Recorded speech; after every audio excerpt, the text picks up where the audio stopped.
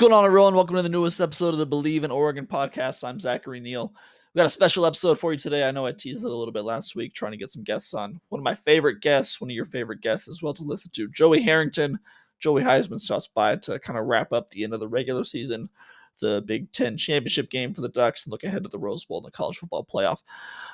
As always with Joey, we went a lot longer than I expected. I joked in the episode that, I only wrote down, I think, 2 or 3 questions for him because I knew that we were just going to talk endlessly about everything. So we talk about, Ducks, Ohio State, Tennessee, of course, a little bit of golf as well. And then Joey's fantastic fundraiser with the Harrington Foundation. So this is a really fun episode. I will be back later this week with Jay Stu to talk about the upcoming playoff. I don't know when that's going to come out, but we'll be back with you guys at some point with that. So without further ado, here is myself and Joey Harrington. All right, we've got a week off of football and another week to look ahead to the Ducks Rose Bowl game against either Ohio State or Tennessee. So I thought, what better time than to bring on one of my favorite guests, my good friend, Joey Harrington. Joey, how you doing, brother? We are good friends, but you don't have to flatter me like that. This is a show about truth, and I don't have to be one of your favorite. You can be honest and say like, I am being honest. I'm being honest when I say my favorite guest calls me every once in a while and is like, please bring me on the show, please. I think it's probably you and Jerry Allen right now, my 2 favorite guests. It's a pretty good top tier. I feel good about that. I feel good that right? I be good company. Be in the same conversation as Jerry. Let's just put it hey, if you can get to somewhere in your career where you're in the same breath as Jerry Allen in anything, I think that's a pretty good spot. Doing all right. So we brought you on. We had you on right before the start of the year, back in August. I wanted to bring you on now that the end of the regular season is here. We're gearing up for this playoff run. I want to start with this. So it was August 22nd, the last time we talked, which was the 100th episode of this show. Wow. That was 117 days ago. Okay. Now here we sit, number 1 seed in the nation, first round bye, betting favorites to win the national championship. It's been a long road. Looking back, what can you say surprised you about the season? What can you say you felt you got exactly right about this season when we were talking back in August? Okay, the one thing I got exactly right was I said that Wisconsin was going to be a tough one. You did say that. I did. That was one thing I got exactly right. I think the thing that surprised me the most, boy. And I'll say this is kind of a no-brainer answer, but to be sitting here and be undefeated, right? Uh-huh. That is, I knew we had a good team. Everybody knew we had a good team, right?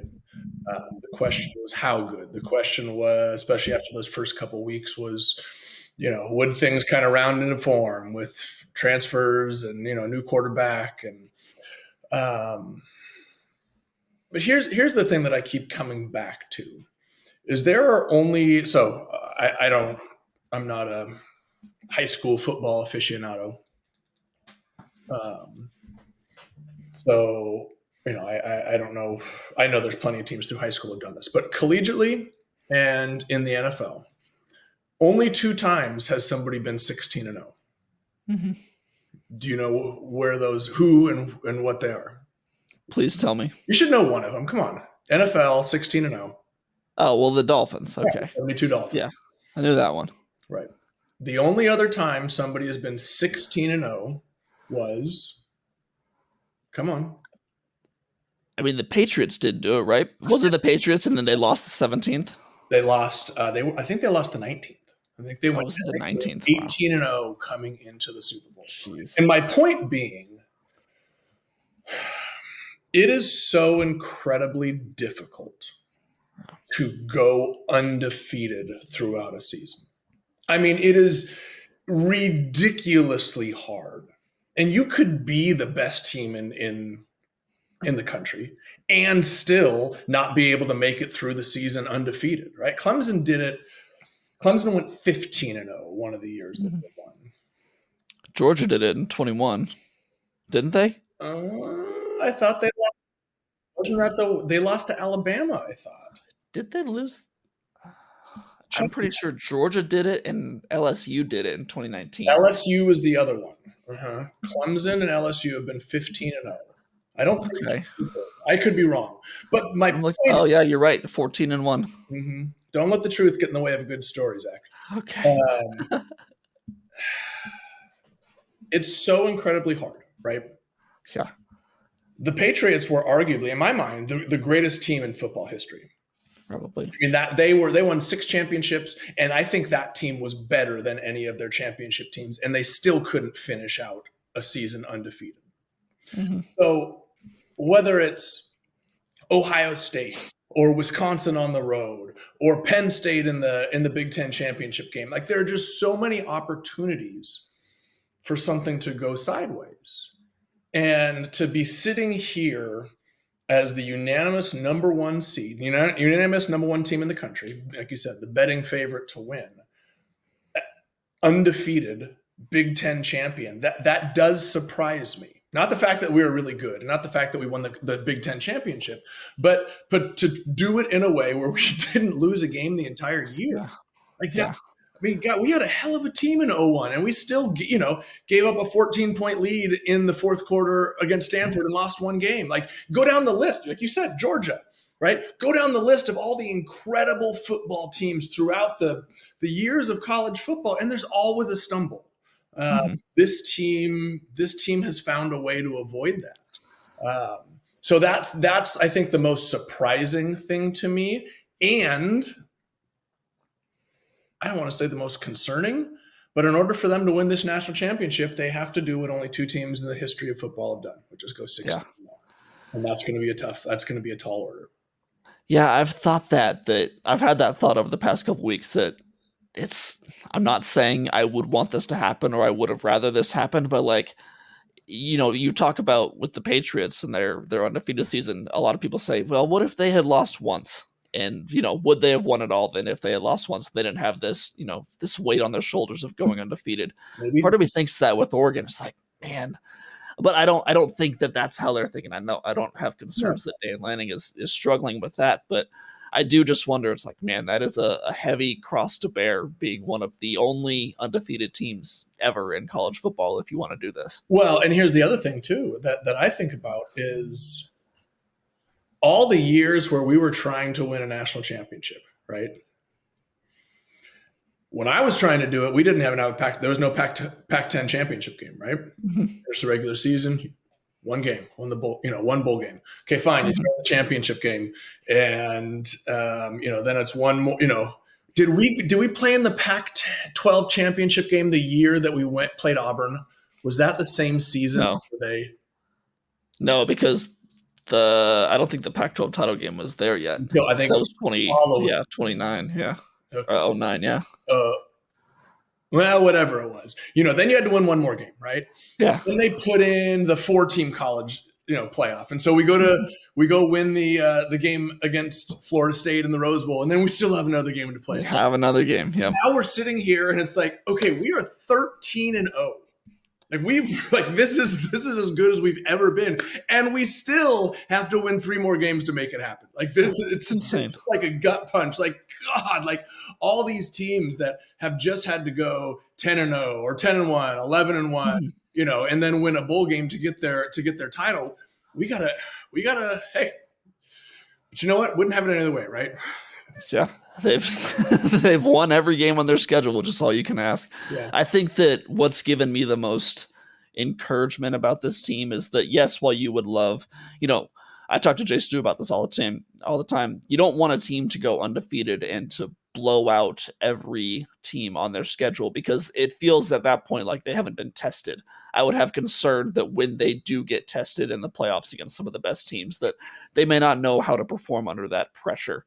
At the end of the game. What I do like about this team is that they have had some of those games, like, your early season against Idaho or Boise State, your game against Wisconsin, game against Penn State, where they have had to kind of, get into that crunch time mode and figure out ways to win. So I feel like there is some silver lining with those games and how some of those results came. For sure. I will challenge you a little bit and say that Tommy Frazier's, was that 94 Nebraska? They beat the brakes off of everybody, and it didn't matter. Like sometimes, if you can just beat the brakes off of everyone and then win it, like go do it. But if you're that good, not everybody's like that. The thing that also makes me feel good in that line of thinking is that we've had games where, Ohio State, right? Penn State, you got to put up 35, 38, 40, you got to score. And then we've had games like Wisconsin, and then where the defense was just, in a zone. We have a game like Washington, 10 sacks. That defensive line was absolutely phenomenal. So the fact that we've been able to win, not only in close games, but in different ways, right? They haven't all been 38-35. Like all our close games haven't been, big, high-scoring affairs. Our defense has been able to play in those tough games where the offense wasn't perfect. It's interesting when you think about the evolution of college football and offenses and what having a good defense means, right? A great defense, even those great Alabama defenses with Nick Saban, like some of those teams some of those defenses were giving up 30-some points in the playoff. Like that's the evolution of college football. But to be able to say that our defense has the ability to put someone on lockdown should they need to, like that also makes me feel good. Yeah, this team can win in several different ways. You kind of pick what type of game it is, and I feel like Dan Lanning and his staff feel pretty confident about what they can roll out there to match that game. Yeah. That kind of leads into what I was going to say surprised me the most about this team is that they've done this in, to me, a very un-Oregon-like way, as in that it has not been flashy and fun all the way, like how we're used to these Oregon teams over the past couple of decades being. They're doing it with, they're averaging 35, 36 points a game. Their defense is, one of the best in the nation. I just feel like it's been, as far as Oregon teams go, relatively boring because they're not putting up these, 50-point games, every other week that we've kind of come to know against the bad teams. And I don't think that's a bad thing. I think it's been really, really good. And it kind of shows the new era of Dan Lanning that he can have this defense that just wins games when they need him to. But that's kind of what surprised me the most is that if you compare this to past Oregon teams, I think it looks starkly different. I feel that you have some contention with that statement based on the facial expression. I don't have contention at all. I'm thinking, I'm processing. That's what my wife says. She says, you're going to say something. I was like, no, I'm just thinking about what you said. You look mad. You look mad. I'm trying to think, to listen, to comprehend, and then say something, intelligent. We'll see. It is interesting, you say an un-Oregon way, right? I almost might challenge that and with a question: is it un-Oregon or is it un-Chip Kelly? That's right. Yes, that's a good question. That's what I was really trying to think about through the years. Right? Did Mario's teams boat race people? No. Did Bellatti's teams boat race? No, I know that, I played something in a lot of first halves and played some games, right?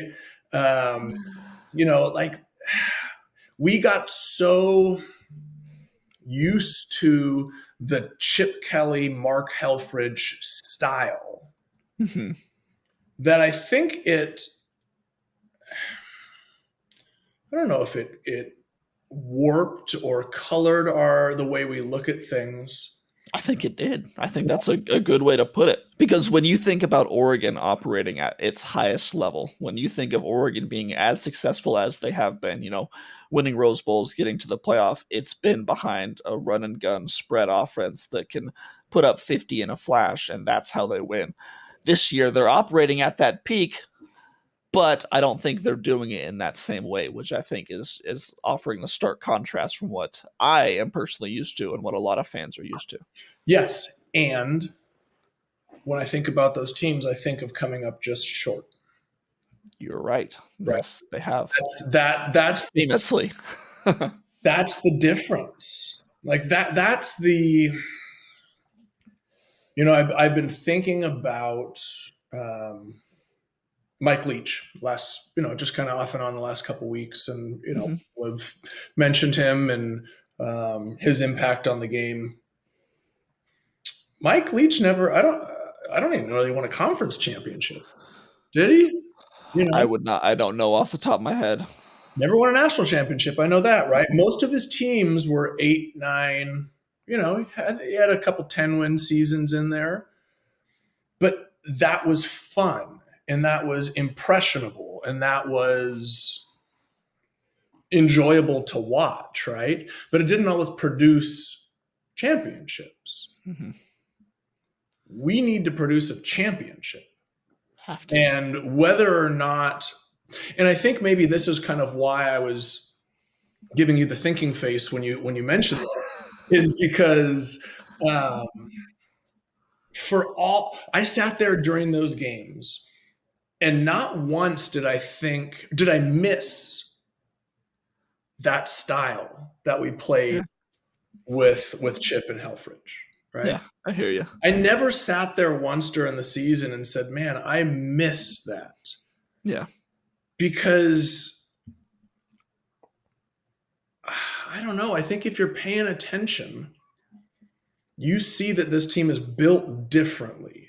Uh-huh. And this team is built in a way, those teams for Chip and Helfrich, they built their defenses to be fast, to rotate players through, to be able to keep up with the tempo, to play, 70, 80 plays a game. That's not how this defense is built. And that's not how those dominant Alabama and Georgia defenses were built either, right? So I think I know that I like the evolution from that fast-paced, putting up 50 points against the bad teams to where we are right now. Yeah. I don't think I'd trade it. And that's why I think that I have supreme confidence in this team during this playoff, that they can go and win this, because like we said, they can play in so many different ways. You want to go play a 12-9 game, I think that they feel confident in their ability to do that. You want to go play 45-37 like against Penn State, I think they can do that. I mean, Dan Lanning said a couple weeks ago when the playoff bracket came out and everyone was complaining about their draw, he said, these guys telling me, hey, go put the ball in the parking lot and we're going to line up and play. And I feel like they feel really confident that, they don't have to have good weather in Pasadena to win, or they don't have to, be in a dome. They can go play in snow, they can play in bad weather, and they can feel comfortable that they can come out on top. Yeah, I agree. And we saw it against Wisconsin, right? Yeah, we saw that. What was it, 16-13 or something? I mean, It was, that was the type of game that you're going to have to pull out every once in a while. And I don't know that those Chip and Helfrich teams were built to do that. Yeah, I agree. All right, we're off to a good start. I told you before this that I wrote down 4 questions. How many were 2? That was only 1, and I was like, all right, I think we're gonna go for 2 hours because you and I just get going. Hey, I got nothing. I got nothing to do. I got all my Christmas shopping done, so That's wow. I wish I was in the same boat. This one actually just popped up, and we talked about it a little bit, and I don't know my own answer on this, but I'm curious to hear what you think. Is this season a championship or bust for you? I know. Describe that. What does bust mean? What does bust mean? Are you, or do you think the general Oregon fan base is going to walk away from this season feeling relatively disappointed if it ends up at anything less than championship at the end of the year? Like, obviously you'll be disappointed, like, oh, they didn't win it, but you can still feel hope. Or is it like, wow, if they like Ohio State is championship or bust right now. Ryan Day might be gone if they don't win the championship. So I'm curious. I don't think it's that stark in Eugene, but I'm curious how you feel about it. I think it's I think it's those two situations are different. Yes. Because Ryan Day throughout the course of the season, and from my perspective outside looking in, I don't want to say through no fault of his own, but majority of fault being 4 injuries on the offensive line that has truly changed the nature of that team, has gone from here to here. And ironically, here is still in the college football playoff, right? Still really good too. Yeah, still pretty good. I think if we don't win the championship, I would be extremely disappointed. Not because I thought the coaches did a poor job, or not because I thought the team underperformed or, fell on their face, but because I recognize that this is an incredible opportunity for us to accomplish something that,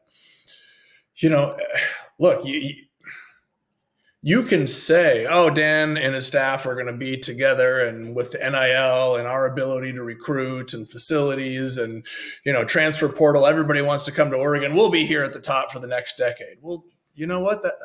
It doesn't always work like that. Look at Alabama. Look at Clemson. Yeah, I was going to say Alabama because coach left. Clemson is there, and Dabo Swinney is still like. There are a lot of things that go into it. And so I know how precious these opportunities are. So is it championship or bust? No, because in my mind, bust means we're done blowing it up, like bust.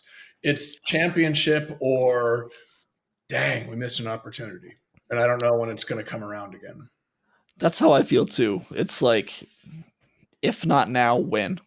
If you can't do it this year, when you've got this team, these pieces, this path to the playoff, this opportunity, like you said, when are you going to do it again? I mean, yes, they can do it. They can. Dante Moore may be, the best quarterback in program history. Who knows? We haven't seen him enough, but they've got everything that they need this year to do it. And if they don't, I think that would lead to a lot of frustration.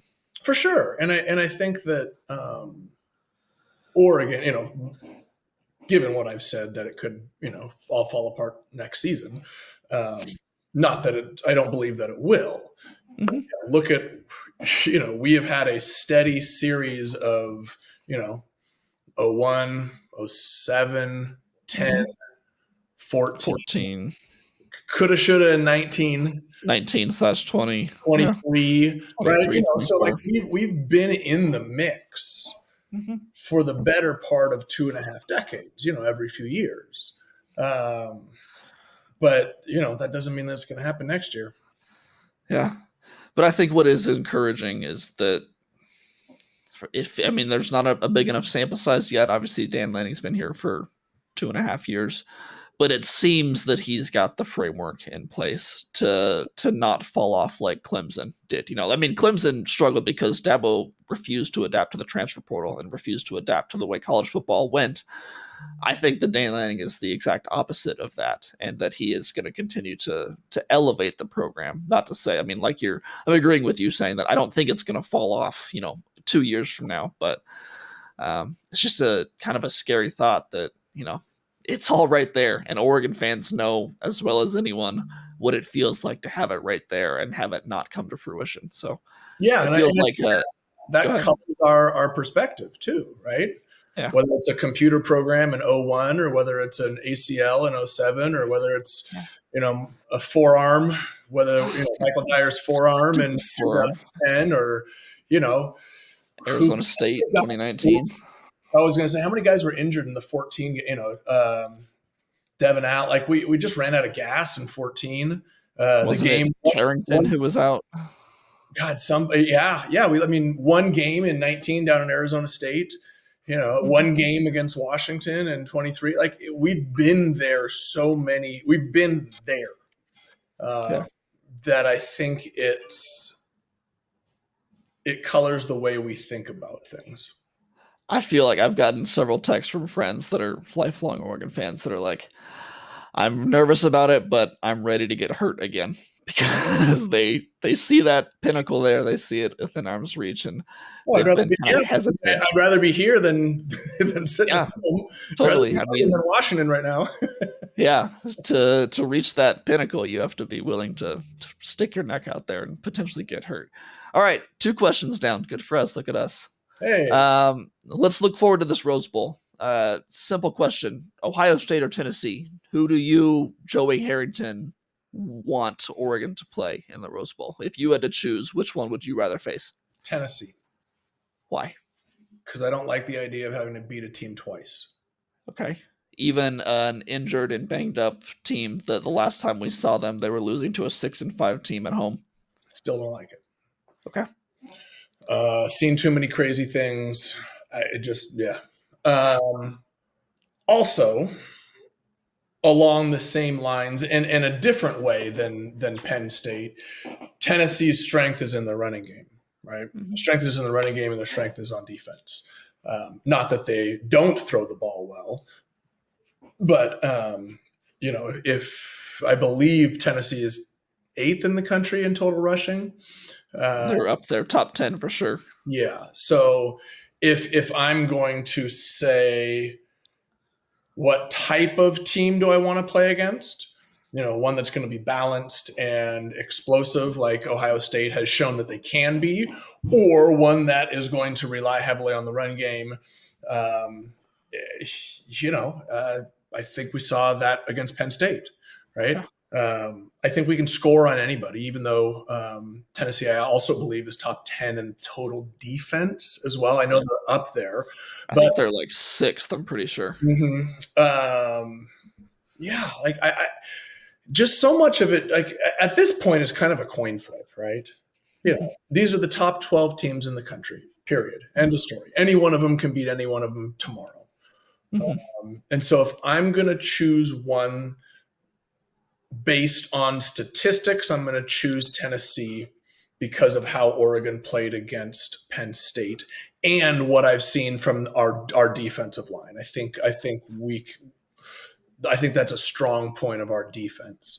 If I'm going to choose based on the simple gut feeling of not wanting to play a team 2 times, I'm also going to choose Tennessee. So there you go. Yeah, I think you're exactly spot on there. I agree. I would take Tennessee just because I think that, like you said, they are basically Penn State to me. I don't think there's really much difference between the teams. The incredible defense. I've seen a lot of people kind of get scared of the Tennessee defense. It's like, well, look what Oregon just did to the Penn State defense. I don't think that's. I mean, yes, they're good. It is a concern, but like, I think they should be fine. And then the experience of the quarterback, I think, is really a big difference for me. I mean, Will Howard, yes, he has his faults for sure. He's still a really good player. Nico Yamaleava, good player, but I'm curious to see how he performs on that stage. I'm curious to see what he looks like against Ohio State on Saturday night, just because he's a young player who's not as proven on that stage. Or is he a freshman? He's I'm pretty sure a redshirt freshman or a true sophomore. Nothing more than that. Yeah. It's his second year for sure, but I think he's a redshirt. I don't know if he redshirted last year, but he got minimal snaps at most. Yeah. Yeah. No. Yeah. So, I mean, I would feel confident about Oregon in either scenario, but I think if I were to take my pick, I would like to see them play Tennessee. Yeah. I think this is the quickest answer. The quickest, like we're moving too quick now. We got to start coming up with more questions here. Like I didn't even have my next question ready. Wow, that was real quick. Let's stay on the Rose Bowl topic. You played at the Rose Bowl 3 times in your career, from what I was able to pull from your stats. Did I? I don't know that you played in '97 as your freshman year, but you were didn't even travel. Okay, so you were in the Rose Bowl twice. I watched that game. That was the Akili Smith. That was the game. Akili against Cade McNown. Danny Farmer was absolutely unguardable, and Reuben Drones. Man, we had the lead. Ran a toss sweep to the right side, and Reuben tried to get the first down, keep the ball, but also needed to stay in bounds to keep the clock running. Hit like a pothole on the sideline, broke his ankle, and tore all the ligaments off. God. And he'd already gone for about $185 that day. He was, I think in his first six games, he missed one with an ankle injury, but 4 of them he went over for over 200 that season. He was unstoppable. Yeah, so breaks his ankle, tears the ligaments off, goes to Chief on the sideline and says, "Tape me up." So he tapes it up, goes back into the game, and I believe carried the ball twice more. Wow. The second one was the ball that he ended up fumbling because he got hit on the ankle, and then UCLA got the ball back and they ended up scoring. But that's neither here nor there. Yeah. Did not play, did not travel for that game. The second one I'm now remembering would have been my sophomore year, redshirt sophomore year, and AJ Feely played. Okay, so you didn't play, but you traveled at least. I did travel, so I only played one time in the Rose Bowl. Okay. Against UCLA my senior year. Senior year, yeah. When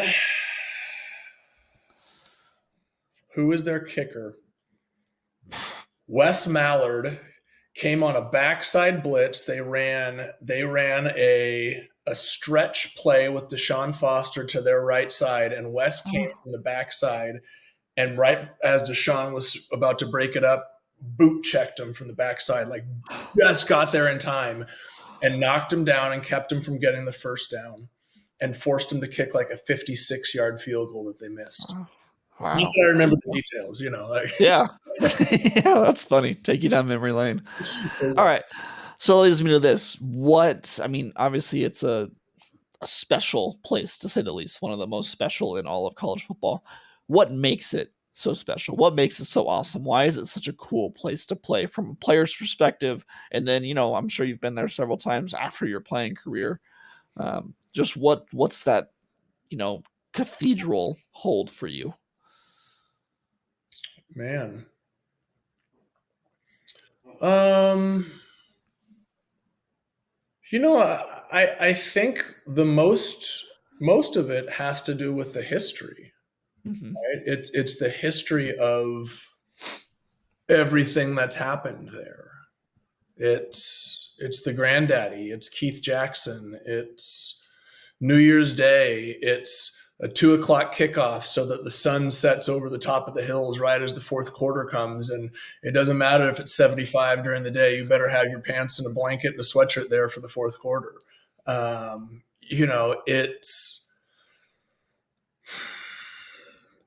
For me, it was everything that I strived for as a kid, as a college football player. That year with the BCS, that was the Rose Bowl hosted the championship game. Right? That's why we got left out of the Rose Bowl that year, because the computer kept us out. But that was that truly was the pinnacle. That was, for a lot of guys from Oregon, I know that it meant a lot because, I'd probably say that 2/3 of our team came from Southern California. Mm-hmm. So there's, and I don't know any other way to describe it, because I don't think, and I could be wrong, but I don't think the Cotton Bowl carries that type of aura for Oklahoma State or for Baylor. I don't think the Sugar Bowl carries that kind of aura for, Georgia or LSU. Like, I don't know. Like there is something different about Pasadena. Yeah. It sounds kind of stupid to say that you can't put your finger on it, but sometimes it's just special, and you just gotta own that. Classic me bringing golf into this. We couldn't get out of an episode without talking about golf. But have you been to the Masters? I don't know. Yes. Okay, so I went as well in 2018. It's kind of like going to Augusta. You don't really know it until you experience it. I feel like that's I'm not putting the Rose Bowl on the same par with going to Augusta, but it's kind of like that for me. Like I went down for the 2011, 2012 Rose Bowl, and that was my first time there. I've actually have not been back since either. It's just it has that aura about it. And it's the granddaddy of them all for a reason. I feel like it has that special place in history. Okay. Please go ahead. But you walk into Augusta and every blade of grass is in the right place. Yeah. Right. All the pine straw is gathered around the base of the trees. The wrappers on the sandwiches are a light green, so that if they do blow out of the trash cans, they blend in with the grass and you don't see it. There is an immaculate. There is also, you walk into Augusta and see the topography that you don't necessarily get a feel for. You can't tell how massive the mounds are in front of the green on 14 on TV. You can't tell the severity of the slope coming down the hill on 2. You can't tell like the ski slope that is 18 coming up, right? So there is a physical and tangible, oh my God, moment at Augusta. You go to the Rose Bowl and it's kind of a dump, you know? It's, you know, there are plenty of other stadiums. Like you go to Jerry's World and be like, oh my God, this is incredible. Like, you know, the Rose Bowl itself, it's not loud. It's not like this intimidating, it's 100,000 people, but I don't think the thing gets more than about 20 feet high because it's so flat. Like if you're sitting in the top row of the Rose Bowl, you know, you're sitting like a quarter mile away from the field because it's like, so it's like Michigan Stadium, right? The big house. So I would challenge that comparison only in terms of the physical, tangible stuff, which then leads me back to the point, which is like, I don't know. I don't know what it is, but it's just different. And I would like to be clear that I was not comparing the Rose Bowl as far as pristine to Augusta. I just meant like the sports history and the feeling of that you're in something bigger than yourself and something greater when you're there in its presence. How about the Boston Garden? That's never been. I haven't either. But there were seats in the Boston Garden where you were sitting behind a post, right? How about Matt Court? That's exactly. I was just thinking that. I think that's more of a comparison, right? It's the Boston Garden, it's the quirk, it's the history, it's everything that's happened there that makes it so much more special than everything else. It's as if the ghosts of the stadium are there among you when you're watching a game there. That's how I feel. Like you can just feel the history before you when watching.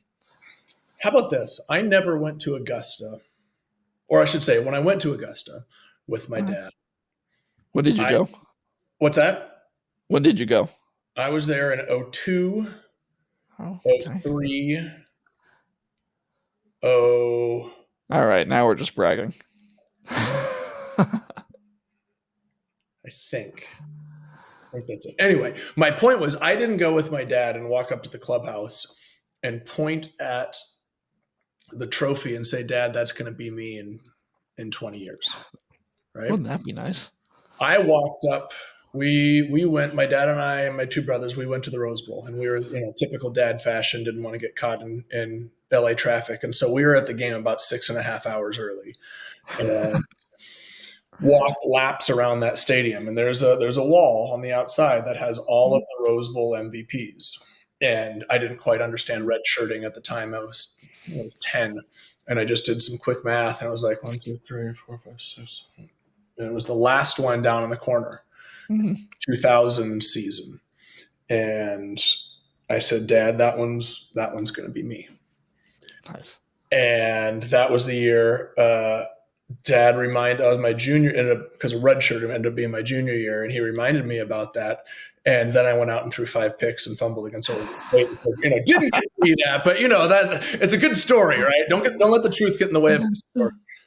Damn, that would have been awesome. That would have been such a cool story. All right, well, we got our obligatory golf talk out of the way. I want to close with this question for you. I want you to try and answer this as rational as possible, not as an Oregon alum, not as Joey Heisman. I know that's probably hard for you. Oregon or the field in the playoff? Who are you taking? Well, logically, you have to take the field because it's 11 teams versus 1. What are my odds? What's the payout? You got to give me more. This isn't gambling. I'm just saying if you get to choose a champion, You told me to at be the end of rational, so I'm trying to be rational. all right, dial it back. Too rational. Okay, be less rational. Yes. Give me a little Joey Heisman. And this doesn't even need to be. Super Duck fan, but if you go through, okay, SMU didn't look great in the championship game. They have flaws. Penn State, they don't throw the ball well outside. They have flaws. Drew Aller was fantastic in that second half, but there was a moment where we thought the wheels were going to come off. Texas has looked really good, but in the moments when you thought they should grab it, they've just kind of been mediocre. Texas plays Clemson, and I don't want to talk about that. No. I did the same thing last week on our episode. I was like, I'm not even going to waste time on that. Ohio State has injuries on the offensive line. Tennessee has lost a couple times and isn't spectacular throwing the football. What game? Oh, Notre Dame and Indiana. Indiana has shown weakness. Against an injured Ohio State team, but you could also make the argument that 1 or 2 bounces got that game out of hand pretty quick. Mm-hmm. Notre Dame has been steady, although the losing that game early. Yeah. Northern Illinois, yeah. Boise State. We start going to Georgia. Do they have a quarterback? Boise. Good question. Boise, the only team they've really played this year. Oregon, yeah, it was close, but they lost. Ironically, if there's one team that is like, I don't know that I really want to be on their schedule right now, it's Arizona State. Yeah. If I go through each of those teams, I can find a flaw. I can find a weakness. I can find something where you say this could come back to bite them.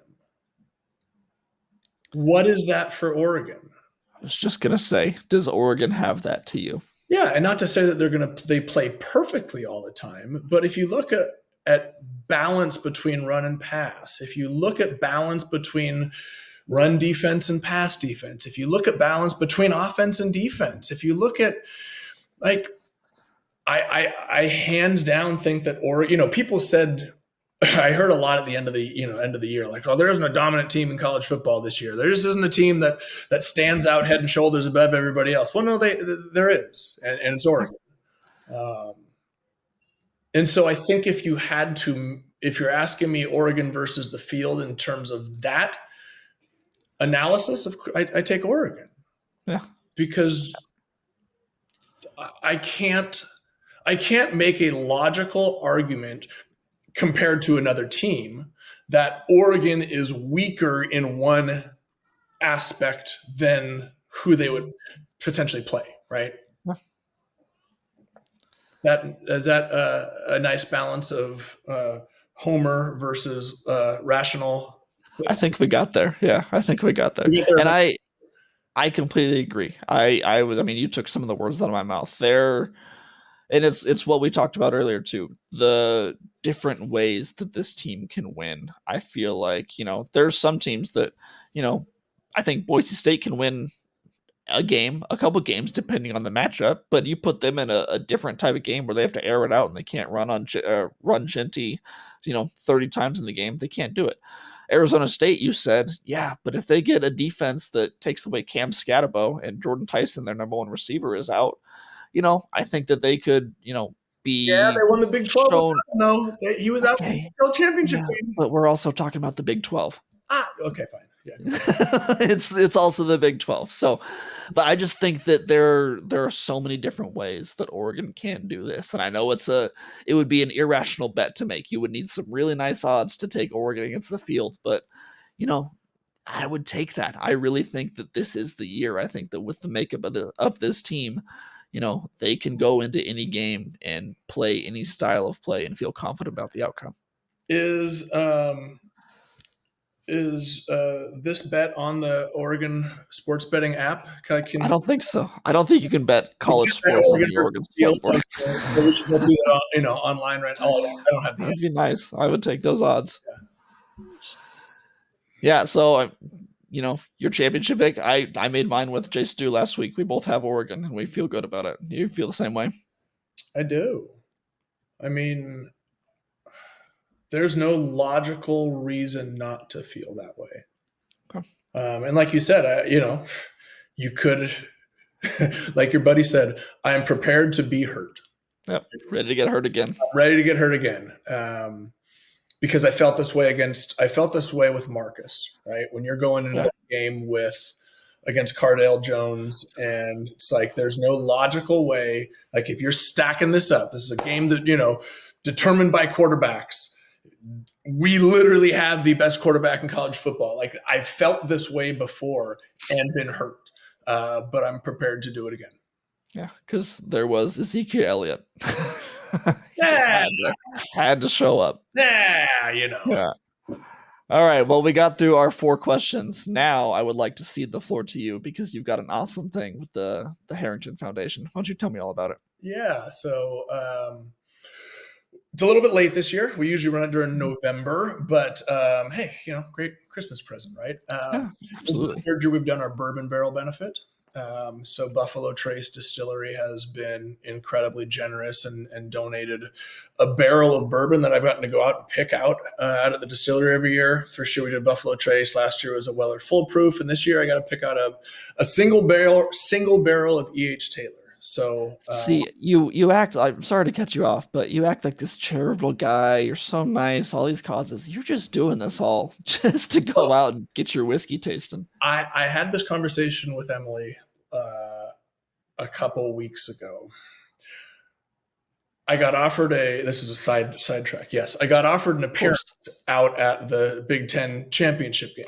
So I was like, wait a minute. So you're gonna pay for me to go out and watch Oregon play? Sounds fun. Yeah, I can do that. Yeah, that sounds. She's like, this is I was like, I know, I get it. Like, I live a charmed life. I'm not gonna try and beat around the bush. Like, I have experienced things in my lifetime that are so incredibly fun, like getting to go to the Masters multiple times. That like doors have been opened that I will forever be grateful for, and I get to use some of those incredible fun things to help raise money for students. Right? Yes, so that's the cool thing is it amazing to go out and walk through the rick house at Buffalo Trace and pull samples from barrels and say, you know what, actually I think I'd like that one. Wow. Yeah, it's amazing. But the great thing is that I then get to share it with other people. Right. Mm-hmm. So we are selling raffle tickets.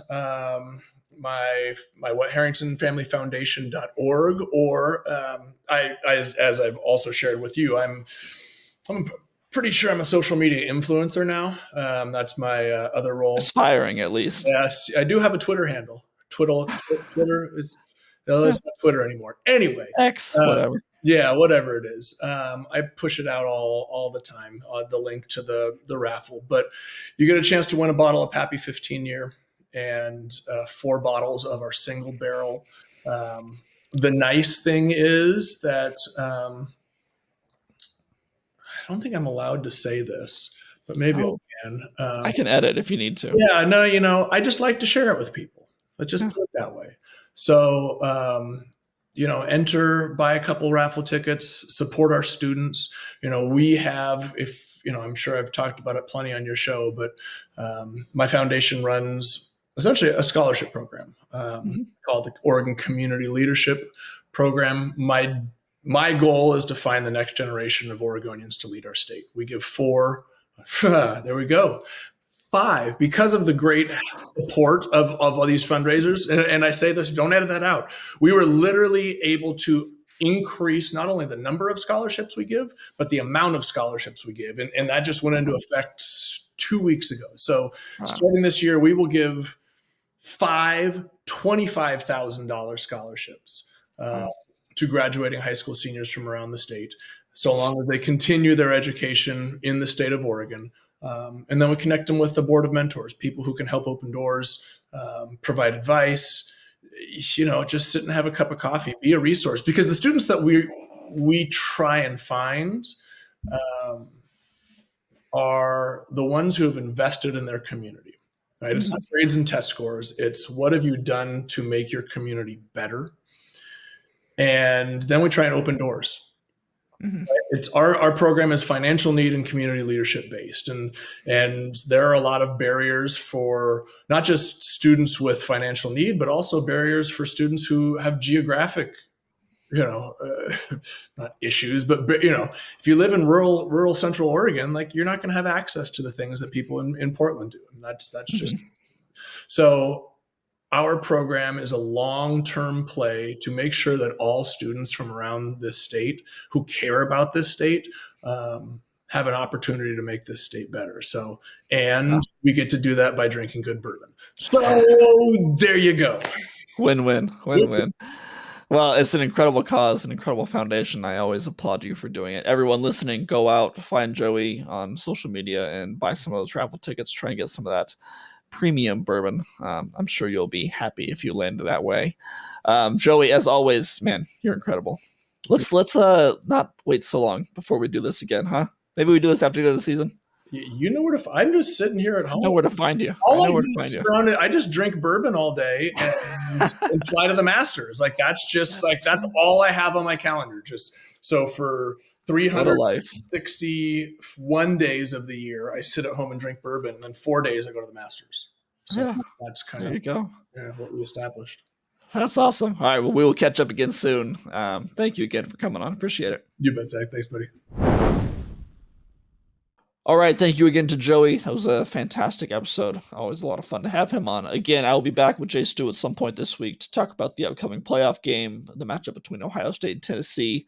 We'll keep you posted on when that comes out. So check social media and stay attuned to your feed. Check out more of my work at duckswire.usatoday.com and follow me at Zachary C. Neel on Twitter. Follow Jay Stu on Twitter at JonathanStuR1 and make sure to check out the Believe in Panthers podcast and the Stu and Crew podcast. For myself, Zach Neel, for my co-host Jonathan Stewart, we'll talk to you guys next week. Until then, take it easy.